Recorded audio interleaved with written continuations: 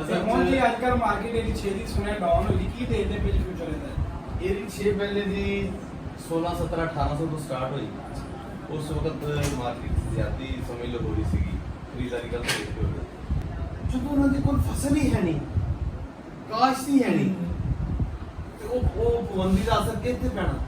ਉਹ ਸਾਡੀ ਮਾਰਕੀਟ ਨੂੰ ਕ੍ਰੈਸ਼ ਕਰਕੇ ਸਾਡੇ ਤੋਂ ਸਸਤੇ ਰੇਟ ਤੇ ਚਾਵਲ ਖਰੀਦਦਾਰੀ ਕਰਨ ਵਾਸਤੇ ਸਾਰਾ ਡਰਾਮਾ ਕੀਤਾ ਜੀ।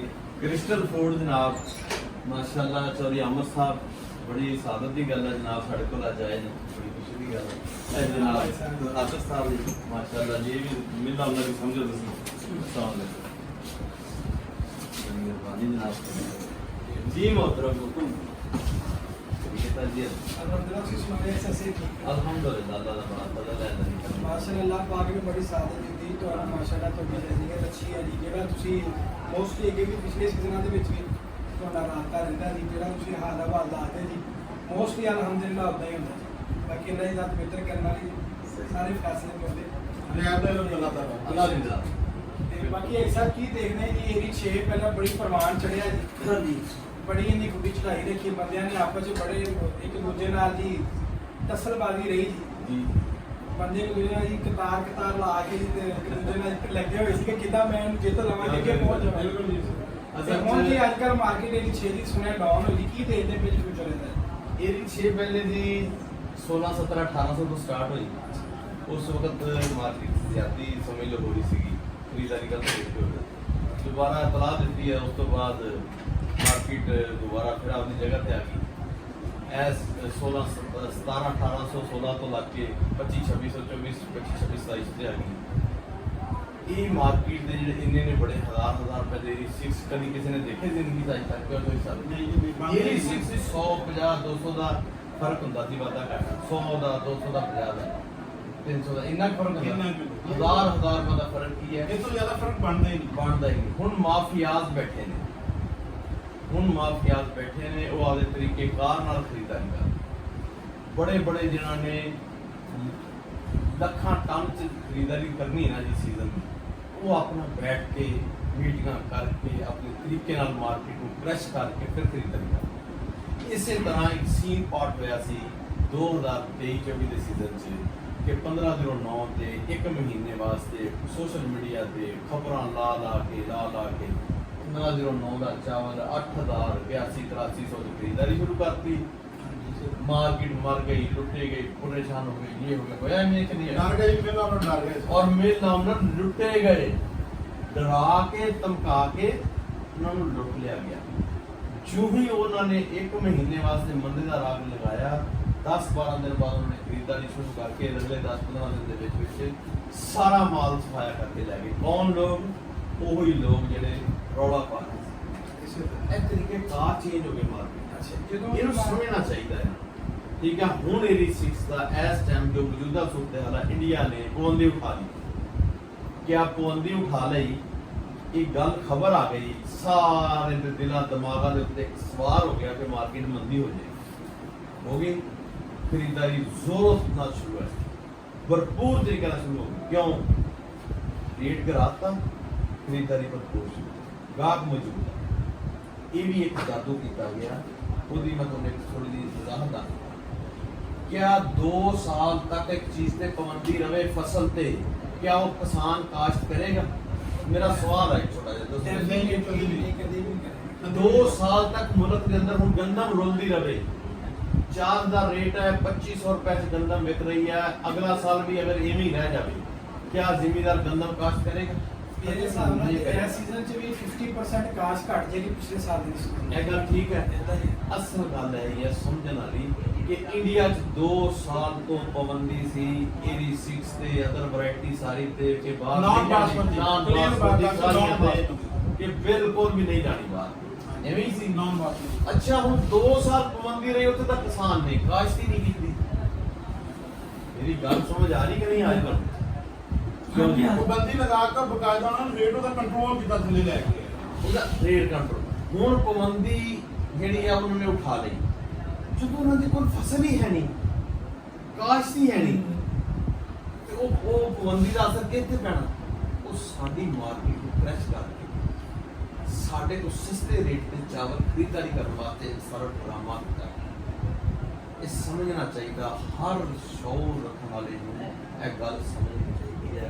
ਇਹ ਗੱਲ ਨਹੀਂ ਹੋਰ ਇਸ ਤੋਂ ਇਲਾਵਾ ਜਨਾਬ ਜਦੋਂ 2000 ਤੋਂ ਰੇਟ ਅਪ ਹੋਣੇ ਸ਼ੁਰੂ ਹੋਏ ਜੀ ਮਾਰਕੀਟ ਤੇ ਇਹ ਨਹੀਂ ਸੀ ਵੀ 2000 ਰੇਟ 2100 2200, ਉਦੋਂ ਜੰਗ ਪੈਦਾ ਲੱਗਾ 2000 ਤੋਂ 23 2400, ਅੱਜ 2300 ਅਗਲੀ 2400 ਫਿਰ 2450 ਏਦਾਂ ਮਾਰਕੀਟ ਵਧਦੀ ਰਹੀ। 26 2700 ਤੋਂ ਆ ਕੇ ਫਿਰ 2700 ਰੁਪਏ ਤੱਕ ਤੇ ਗਈ ਨਹੀਂ। ਪਾਬੰਦੀ ਲੱਗਣ ਤੋਂ ਜਿਹੜਾ ਬਾਅਦ ਜੰਪ ਸੀ ਨਾ ਜੀ 200 ਰੁਪਏ ਦਾ ਸੀ, ਇਹ 200 ਵਾਲਾ ਜੰਪ ਸਮਝ ਨਹੀਂ ਆਇਆ। ਪਾਬੰਦੀ ਲੱਗਣ ਤੋਂ ਬਾਅਦ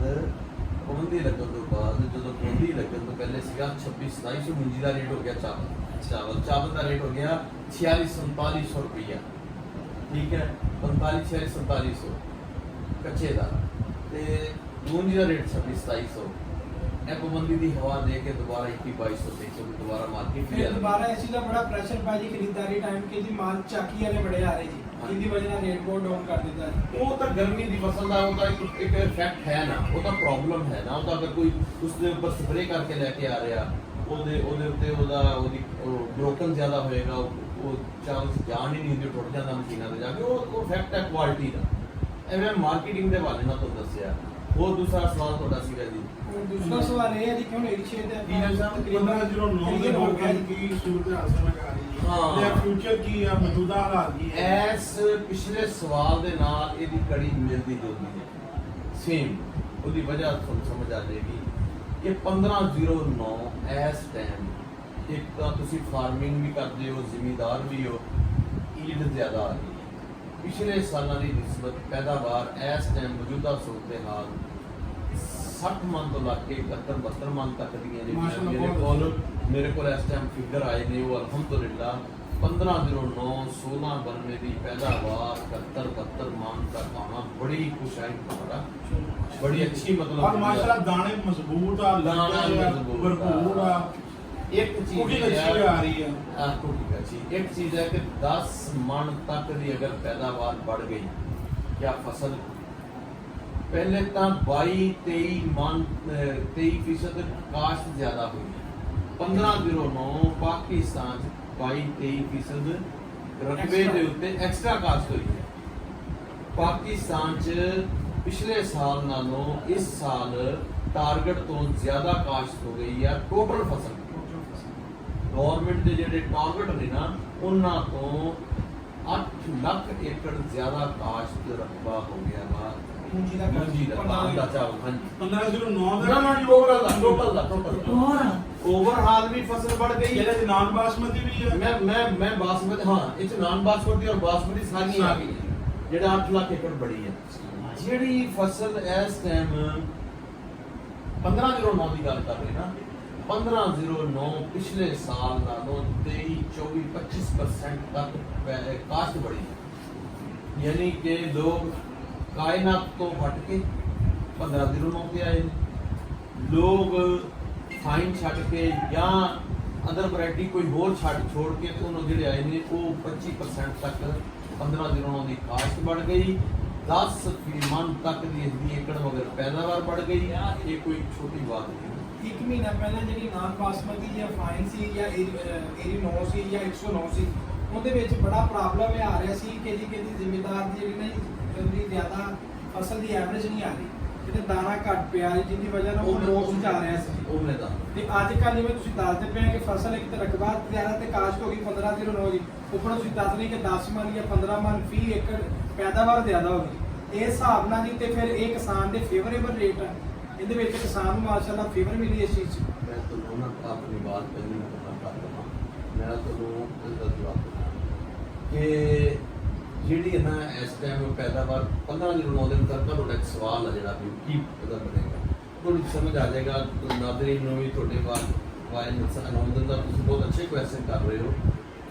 ਇਸ ਸਾਲ ਮੈਂ ਆਪਣੀ ਤੁਹਾਨੂੰ ਦੱਸਦਾ ਕਿ 10 ਮਨ ਪੈਦਾਵਾਰ ਵਧੀ ਹੈ, 10 ਮਨ ਤੱਕ ਏਕੜ ਦੀ ਪੈਦਾਵਾਰ बढ़ गई है और 25 ਮਨ ਦੇ ਕਰੀਬ ਇਹਦੀ ਕਾਸ਼ਤ ਜ਼ਿਆਦਾ ਹੀ 1509 ਦੀ ਇੰਡੀਆ ਦੀ। ਹੁਣ ਸਾਡੇ ਅਸਲ 'ਚ ਕੰਪੀਟੀਟਰ ਇੰਡੀਆ ਮੱਦੇ ਮੁਕਾਬਲ ਸਾਡੇ ਜਿਹੜਾ ਨਾ ਸਭ ਤੋਂ ਜ਼ਿਆਦਾ ਸਪਲਾਈ ਸਾਡਾ ਮੁਕਾਬਲਾ ਜਿਹੜਾ ਸਾਨੂੰ ਐਕਸਪੋਰਟ ਦੇ ਅੰਦਰ ਸਾਨੂੰ ਜਿਹੜੇ ਕਹਿੰਦੇ ਉਹ ਇੰਡੀਆ ਵਾ, ਜਿਹੜਾ ਸਾਡਾ ਹਰ ਵਕਤ ਦਾਅ ਪੇਚ ਤੇ ਲੱਗਾ ਰਹਿੰਦਾ ਕਿ ਸਾਡੀ ਮਿਸ਼ਨ ਨੂੰ ਤਸ਼ਕਾ ਕਿਵੇਂ ਦੇਣਾ। ਜਿਹਦੀ ਕੜੀ ਹੈ ਇਹ ਕਿ ਮਾਰਕੀਟ ਗਰਾ ਕੇ ਕ੍ਰਸ਼ ਕਰਕੇ ਫਿਰ ਆਪ ਖਰੀਦਦਾਰੀ ਕਰਦੇ ਇਹਦੀ ਵੀ ਇਹੀ ਕੜੀ ਹੈ। ਇਸ ਤਰ੍ਹਾਂ ਇੰਡੀਆ ਦੇ ਅੰਦਰ ਜਿਹੜੀ ਕਾਸ਼ਤ ਹੈ ਨਾ ਉਹ 65% ਦੇ 1509 इस चीज की किसी को मालूमात शायद कम लोगों को होगी उसकी 50 तो लेकर 65% के दरमियान के एरिए तक उसकी पैदावार 15 दिनों की इस साल ज्यादा हुई काश्त ज्यादा हुई इंडिया च ठीक है हुण ਇਹਦੇ ਤੋਂ ਤੁਸੀਂ ਕੀ ਸਮਝੋਗੇ ਕਿ 15 ਦਿਨੋਂ ਦਾ ਫਿਊਚਰ ਕੀ ਹੈ ਮੇਰੀ ਬਾਤ ਸਮਝ ਆ ਗਈ ਅੱਛਾ ਉਹਦੀ ਵਜ੍ਹਾ ਕੀ ਹੈ ਇੰਡੀਆ 'ਚ ਕਿਉਂ ਇੰਨੀ ਕਾਸ਼ਤ ਆ ਇੱਥੋਂ ਦੇ ਤੇ ਚਲੋ ਪਾਕਿਸਤਾਨ ਦੀ ਤਾਂ ਤੁਹਾਨੂੰ ਵੀ ਸਮਝ ਆ ਗਈ ਫਾਰਮਰ ਹੋ ਤੁਸੀਂ ਖੁਦ ਕਾਸ਼ਤਕਾਰੀ ਕਰਦੇ ਹੋ ਤੁਹਾਡੇ ਆਪਣੇ ਰਕਬੇ ਆ ਠੀਕ ਹੈ ਤੁਹਾਨੂੰ ਪਤਾ ਪੈਦਾਵਾਰ ਬਾਅਦ ਆ ਗਈ ਹੈ ਇੰਡੀਆ ਦੇ ਅੰਦਰ ਉਹੀ ਫਿਰ ਮੈਂ ਕਹਿੰਦੀ ਪਿਛਲੀ ਕੜੀ ਨਾਲ ਮੇਰੀ ਕੜੀ ਮਿਲਦੀ ਆ ਗਈ ਕਿ ਇਹਦੀ 6 ਕਾਸ਼ਤ ਨਹੀਂ ਹੋਇਆ ਇਹਦੀ 6 ਕਾਸ਼ਤ ਨਹੀਂ ਹੋਇਆ ਉਹਦੇ ਮੱਦੇ ਮੁਕਾਬਲ 15 ਦਿਨ ਉਹਨੇ ਜਗ੍ਹਾ ਬਣਾ ਲਈ ਪਿਛਲੇ ਸਾਲ ਬਣਾਈ ਥੋੜੀ ਜੀ ਇਸ ਸਾਲ ਸਾਰੀ ਜਗ੍ਹਾ ਇਹਦੀ 6 ਦੀ ਜਗ੍ਹਾ ਤੇ ਵੀ 15 ਦਿਨ 9 ਆ ਗਈ बात समझ आ गई इस तो 1509 की काश्त बहुत ज्यादा इंडिया ने इस टाइम $790 का रेट मुकर्रर करता 1509 चावल का ऐसा मेरे एक और सवाल है जेड़ा $790 ने रेट कायम किया पिछले साल नालों ज्यादा हुआ या कम कितना कम है $950 से पिछले साल ठीक है हाँ जी पिछले साल 950 ਸੀ 950 ਸੀਗਾ ਨਾ ਮਾਰਕੀਟਿੰਗ ਐਤਕੀ ਉਹਨੇ 790 $790 ਠੀਕ ਦਾ ਮਤਲਬ ਇਹ ਹੈ ਕਿ ਇਹ ਕਮ ਤੋਂ ਕਮ ਜਿਹੜੀ ਉਹਨਾਂ ਦੀਆਂ ਨਾ ਇਸ ਤੋਂ ਉੱਪਰ ਪਲੱਸ ਇਸ ਤੋਂ ਥੋੜਾ ਬਹੁਤ ਇਹ ਇੱਥੇ ਸੌਦੇ ਉਹਨਾਂ ਦੇ ਹੋ ਰਹੇ ਬਲਕਿ ਸੌਦੇ ਹੋਣਾ ਸ਼ੁਰੂ ਹੋ ਗਏ ਨਾ ਸਹੀ ਸਾਨੂੰ ਸੋਚ ਸਮਝ ਕੇ ਉਹਨਾਂ ਦੀ ਵਜ੍ਹਾ ਤੋਂ ਸਾਡੇ ਤੇ ਅਸਰ ਇਹ ਪਿਆ ਅਸਰ ਪੈਣਾ ਨਾ ਅਸਰ ਪੈਗਾ ਨਹੀਂ ਇਨਸ਼ਾਅੱਲਾ ਤੁਸੀਂ ਮਿਲ ਆਉਣਾ ਮੇਰੀ ਇਸ ਗੁਫ਼ਤਗੂ ਤੋਂ ਬਾਅਦ अल्लाह ने फजल तुम मैं दुआ दोगे कि बहुत अच्छा बहुत सारे मिल अंदर ने अल्हम्दुलिल्लाह कल मेरे को आए ने बहुत बड़ा नाम अपना इतिहाद सीट और दूसरे तिना ने बड़े अच्छे तरीके उन्होंने मेरी गुफ्तगू सुनी और मैंने उन्होंने कहा यार थोड़े को इस चीज़ के बारे वाकई नॉलेज पूरा वा असी अपनी तहकीकात की और सेम पोजीशन थोड़ी जी गल सुना रहे हो इवें ही सानू खरीदारी हुण असी बंद कर ਉਹਨਾਂ ਲੋਕਾਂ ਨੇ ਆਪਣੀ ਖਰੀਦਦਾਰੀ ਰੋਕ ਇਸ ਤੋਂ ਦਿੱਤੀ ਕਿ ਰਨਿੰਗ ਦਾ ਕੰਮ ਜਿਹੜਾ ਅੱਜ ਮਾਲ ਲੈਣਾ ਤਾਜ਼ਾ ਲੈ ਕੇ ਤਾਜ਼ਾ ਬਣਾਉਣਾ ਕਰਾਂਗੇ ਖਰੀਦਦਾਰੀ ਸਟਾਕ ਵਾਲੀ ਸੀ ਨਹੀਂ ਇੱਕ ਸਾਲ ਜਦੋਂ ਏਰੀ ਸ਼ੇਪ ਪਰ ਪੂਰਾ ਆ ਰਿਹਾ ਸੀ ਜਦੋਂ 15 ਦਿਨ 9 ਵਿੱਚ ਐਪੀਜੀ ਜਿਹੜੇ ਕੀਤੀਆਂ ਫਸਲਾਂ ਸੀ ਉਦੋਂ ਉਹਨਾਂ ਤੇ ਲੋਕਾਂ ਦਾ ਰੁਝਾਨ ਘੱਟ ਸੀ ਫਿਰ ਆਸਤਾ ਆਸਤਾ ਖਰੀਦਦਾਰ ਵਧਦਾ ਗਿਆ ਉਦੋਂ ਰੇਟ ਸੀ 2900 ਤੋਂ ਲੈ ਕੇ 31-3200 ਰੁਪਏ ਤੱਕ ਅੱਛਾ ਤੇ 15 ਦਿਨ 9 ਨੇ ਵੀ ਫਿਰ ਜੰਪ ਦੇਖੋ ਨੇ ਕਿੰਨਾ ਲਿਆ ਜੀ 3000 ਤੋਂ ਸਟਾਰਟ ਹੋਈ ਜੀ हर अगले दिन 100-200 पैदा 42-4250 रुपए तक की मार्केट बन गई हम दोबारा कल तो मार्केट फिर क्रैश करनी शुरू हो गई कल सीधा 1509 का 4700 तो हट के कल सीधा 4041 सी आज होर घट गया जो सीधा मेरे हिसाब में 3900 तो 4000 की पोजीशन बन के जे कहो कि 3900 सीधा वा तो इन च कोई मजाका नहीं होगा गल च इहदे बारे दसो जी कि नेक्स्ट उन्हें की होएगा खरीदारी किस हिसाब नाल करनी चाहिए भरपूर साधना करनी चाहिए रोको रोके करनी चाहिए देखो जी जिस तरीके नाल मैं ਤੁਹਾਨੂੰ ਨਾ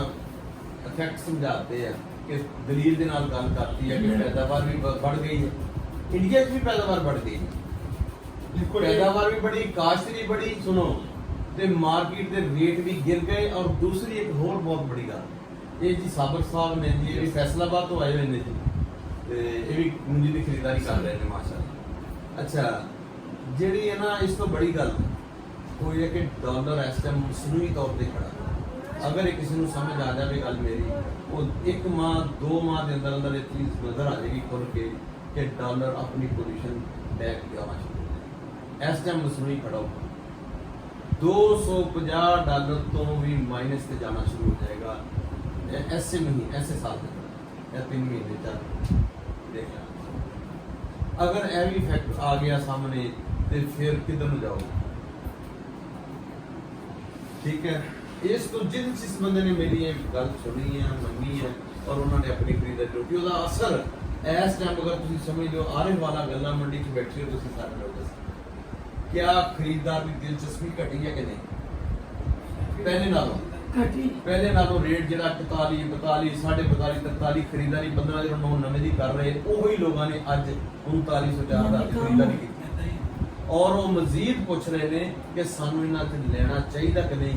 ਮੈਂ ਕਹਿੰਦਾ ਹਾਜ਼ਰ ਪੋਜੀਸ਼ਨ ਰਨਿੰਗ ਦਾ ਕੰਮ ਕਰੋ, ਕਮੀ ਨਹੀਂ ਮਾਲ ਦੀ। ਤੁਸੀਂ ਕਹੋ ਨਾ ਮਾਲ ਲੈਣ ਤੋਂ ਰਹਿ ਗਏ, ਅਨਵਰ ਨੇ ਜਨਾਬ ਮੈਨੂੰ ਮਾਲ ਲੈਣ ਤੋਂ ਰੋਕਤਾ। ਮੇਰੀ ਗੱਲ ਤੁਹਾਡੇ ਦਿਲ ਦਿਮਾਗ 'ਚ ਗੱਲ ਅਸਰ ਕਰੇ ਤੇ ਆਪਦਾ ਕਰੋ, ਮੇਰੀ ਗੱਲ ਨਹੀਂ ਚੰਗੀ ਲੱਗਦੀ ਆਪਦੀ ਮਰਜ਼ੀ ਕਰੋ। ਪਿਛਲੇ ਸਾਲ ਮੈਂ ਇੱਕ ਲਫ਼ਾਜ਼ ਕਿਹਾ, ਅਮਰ ਭਾਈ ਜਾਣਦੇ ਨੇ ਅੱਛੇ ਤਰੀਕੇ ਨਾਲ, ਇਹਨਾਂ ਨੂੰ ਯਾਦ ਹੋਗਾ ਕਿ ਮੈਂ ਗਰੁੱਪਾਂ 'ਚ ਲਫ਼ਾਜ਼ ਕਹੇ ਸੀ, जो लेन देन करेगा वो जीतेगा, जो लेन देन करेगा वो जीतेगा, जीतेगा वो जो स्टॉक करेगा वो मरेगा, जो स्टॉक करेगा वो रह जाएगा। क्यों जी बताओ। बिल्कुल हाजी साहब ने पिछले साल भी ये पेशगोई की थी कि जिहड़ा बंदा ट्रेड करेगा, माल की खरीदो फरोख्त का काम करेगा, वो आपका स्टेबल रहेगा, ठीक है जी। ਉਹਦੇ ਜਿਹੜੇ ਨੁਕਸਾਨਾਤ ਦੀ ਪਰਸੈਂਟੇਜ ਘੱਟ ਹੋਏਗੀ, रेशो प्रॉफिट की चेक घट है लेकिन नुकसान के खदशात भी बहुत ज्यादा घट हाँ जी, ये मेरी जेड़ा स्टॉक करेगा, स्टॉक का काम करेगा, स्टॉक रख के बेचेगा, वो नुकसान के खदशात ज्यादा होंगे। इस तरह ही मैंने हूँ लोग बहुत सारे ये पूछ रहे हैं कि स्टॉक करना चाहिए, टाइम है। बड़े लोगों ने फोन आ रहे, व्हाट्सएप पे वॉइसा आ रही हैं कि केड़ा टाइम है खरीदारी करने का। मैं क्या हजे कोई खरीदारी स्टॉक का टाइम नहीं, ठीक है, स्टॉक का जो टाइम शुरू नहीं हुआ। अगर स्टॉक का टाइम जो शुरू होएगा वो कर लेना चाहिए, वरना जेडे बंदे राइस मिलर ने जिस तरह मिल चला रहे हैं, ये हजे भी मेरी बात उत्थे दी उत्थे खड़ी है कि फसल ज़्यादा हो, यील्ड ज़्यादा हो, पैदावार ज़्यादा हो, तो फिर लोगों को लैन देन करना चाहिए।